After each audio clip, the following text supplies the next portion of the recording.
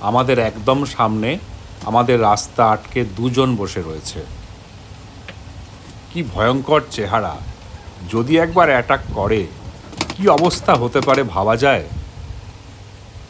কিছুক্ষণের মধ্যেই একটা বাঘ আমাদের রাস্তা ছেড়ে দিল, তবে আর একজন সহজে ছাড়তে চায়নি।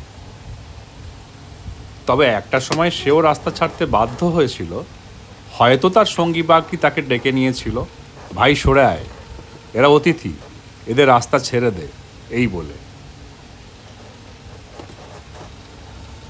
মনে হলো এরা দুজনেই অত্যন্ত ভদ্র এবং অতিথিপরায়ণ।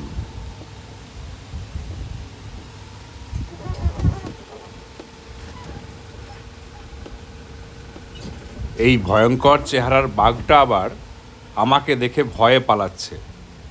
আরে আমি বাংলার বাঘ নই, বাংলার মাস্টার মশাই।